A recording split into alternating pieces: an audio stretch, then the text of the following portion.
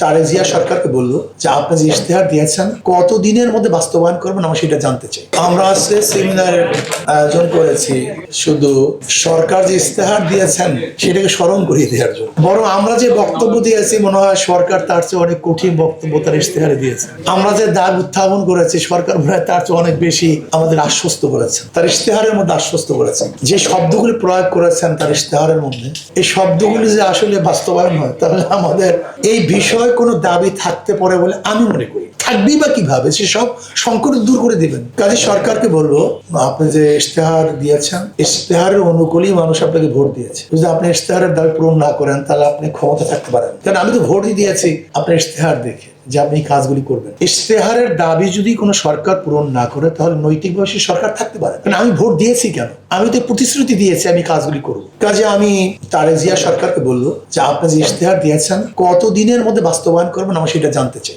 কত দিনের মধ্যে আপনারা প্রয়োগ করবেন, আইন পাশ করবেন, এটা আমরা জানতে চাই। যদি মনে করেন না যে আমি ধোঁকাবাজি করবো, এটা বাস্তবায়ন করবো না, তাহলে ইনশাআল্লাহ বাংলাদেশের তৌহিদ জনগণ বাস্তবায়ন করার জন্য যে পদক্ষেপের প্রয়োজন তারা গ্রহণ করতে বাধ্য হবে। আর আমি মনে করি ধর্মীয় শিক্ষক, ইসলামী শিক্ষক এই শব্দ আমরা কেন প্রয়োগ করি? ইসলামী শিক্ষক, ধর্মীয় শিক্ষক, ইসলামী শিক্ষক তো এক না। আমরা কেন এখানে হীনমন্যতায় ভুগি? এখানে কিন্তু ধর্মীয় শিক্ষক, ধর্মীয় শিক্ষক কেন?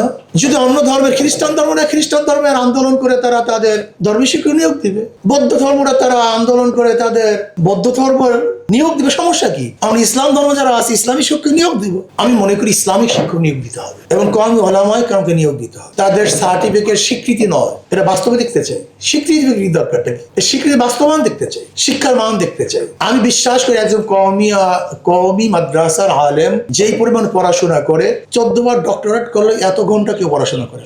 একজন ইফতার ছেলে যেই পরিমাণে পড়াশোনা করে, যত ঘন্টা পড়াশোনা করে, 14 বার ডক্টরেট করলে এত ঘন্টা পড়াশোনা করার মতো আমি দেখি। আপনি বিশ্বাস করতে পারবেন না, অনেক ছাত্ররা তো 18 ঘন্টা পড়াশোনা করে, 18 ঘন্টা।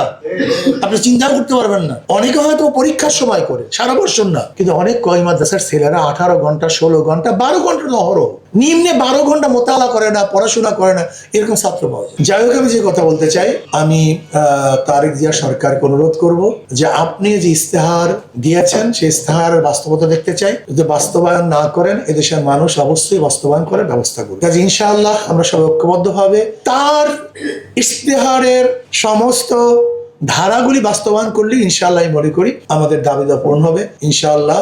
আল্লাহ পাক আমাদের সবাইকে আমাদের ইসলামী শিক্ষা শিক্ষিত হয়ে ইনশাআল্লাহ দ্বীন ও ইসলামকে হেফাজত করার তৌফিক আল্লাহ আমাদের সবাইকে দান করেন। সবাই এসেছেন, সবাইকে ধন্যবাদ। ভবিষ্যতে ইনশাআল্লাহ গুরুত্বপূর্ণ জাতীয় বিষয় আপনাকে ডাকা হয়, একটু কষ্ট স্বীকার করবো বলে আমি আশা করি।